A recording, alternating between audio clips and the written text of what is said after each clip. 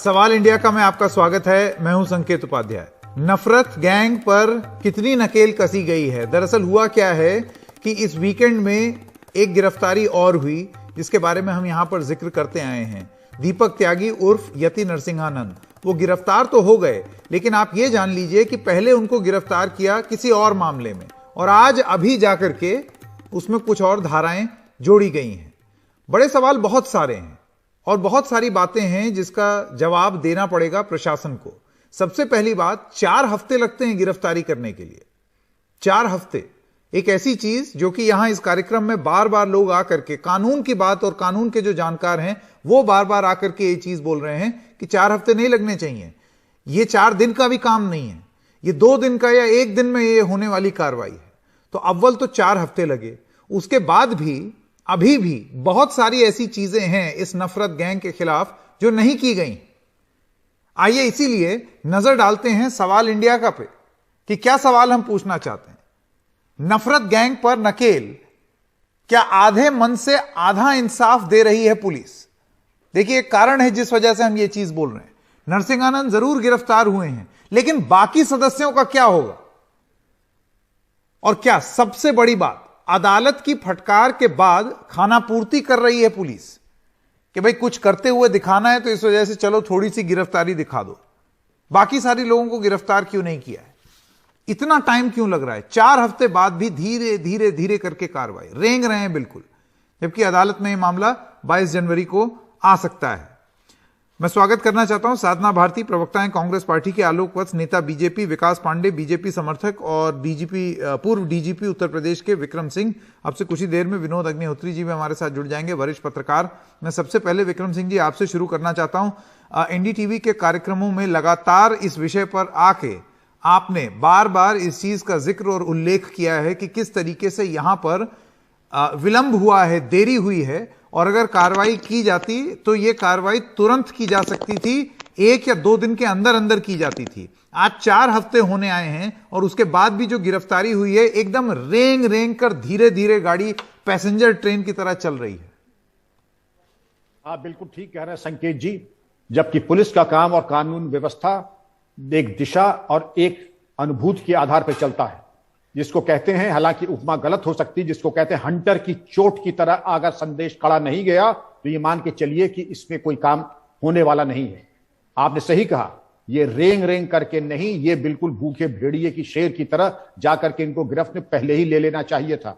मैंने थाने के 6 रिकॉर्ड आपके सामने प्रस्तुत किए थे जिसमें इनकी गिरफ्तारी पहले ही हो सकती थी। चलिए पहले नहीं की, आप किसी गलतफहमी में हो सकते थे, आपका मतलब थाने वाले, लेकिन उसके बाद जब ये हो रहा था, दौरान इनका जो कॉन्क्लेव चल रहा था धर्म संसद, तब हो सकती थी।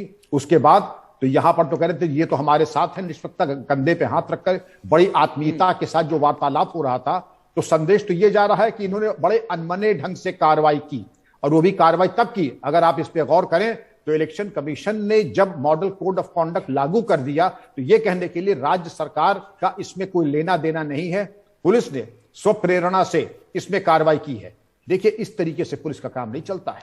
पुलिस का काम चलता है निर्भीक होकर के, संविधान के प्रति अपनी जिम्मेदारी समझते हुए, फौरन से पेशतर कानून व्यवस्था और सांप्रदायिक स्थिति जहां विषाक्त हो रही है, फौरन से पेशतर कार्रवाई होनी चाहिए, अन्यथा 0 नंबर मिलेंगे।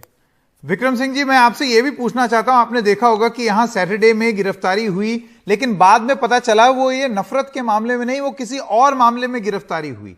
अब ठीक है, जिस भी आरोप के वो दोषी हैं उसमें अगर उनसे सवाल पूछ रही है पुलिस तो उसके खिलाफ नहीं है, लेकिन बाद में ये चार्जेस और ऐड करना, इसको आप किस तरीके से देखते हैं?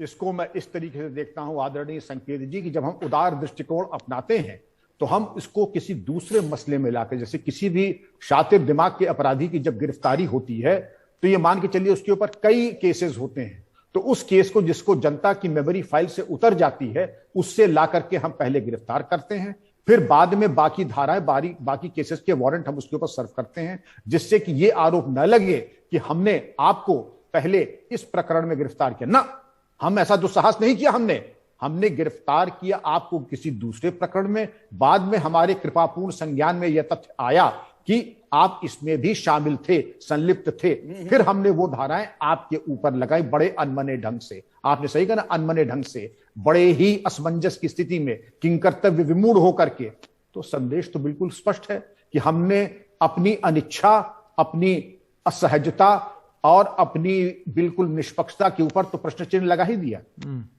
बिल्कुल। आलोक वत्स, मैं आपके पास आना चाहता हूं, ये खाना पूर्ति क्यों हो रही है भाई? बाकी गिरफ्तारियां कहां? खाना पूर्ति कहां हो रही है संकेत जी? उनको गिरफ्तार कर लिया गया 4 हफ्ते बाद, वो भी किसी और धाराओं में, फिर धीरे से कुछ और धारा लगाई, और अभी भी बाकी जो और आरोपी हैं जिन्होंने खुलेआम वहां से नफरत फैलाई, उनके खिलाफ कोई कार्रवाई नहीं। देखिए, धीरे धीरे जितने भी लोग दोषी हैं धीरे सब आ जाएंगे कानून के। आलोक जी, धीरे धीरे क्यों? अरे देर आए दुरुस्त आए। नहीं, आप ये बहुत हल्के में ले रहे हैं आलोक जी, ये बहुत हल्के में आप बात ले रहे हैं, और यही रवैया जो है वो गड़बड़ है। आपको नहीं लगता है कि ये जो जिस हल्केपन से इस बात को लिया जा रहा है उत्तराखंड में, यही तो गड़बड़ है कि देर आए दुरुस्त आए, धीरे धीरे हो जाएगा? मैं आपके पूर्व के डिबेट में संकेत जी बोल चुका हूं कि इसमें डिले हुआ है, ये गलती हुई है कि इसमें डिले हुआ है। हाँ। तो अब उसी बात को कितनी बार दोहराऊं? कम से कम अब आ तो गए वो कानून के दायरे में। अब जो कार्रवाई है वो तो इनके ऊपर होगी ही। गए ना जेल, और भी लोग इस तरीके से जो है सब जाएंगे। नहीं आलोक जी, मुझे ऐसे लग रहा है कि अभी इस देश की जनता को और लोगों को भयंकर रूप से आपका और उत्तराखंड पुलिस का कृतज्ञ और आभारी होना चाहिए कि आपने अपनी असीम अनुकंपा के चलते ये गिरफ्तारियां की। ये देश हाथ जोड़ करके आपके प्रति आभारी हो, कुछ इस तरीके का आपकी बात लग रही है। क्यों?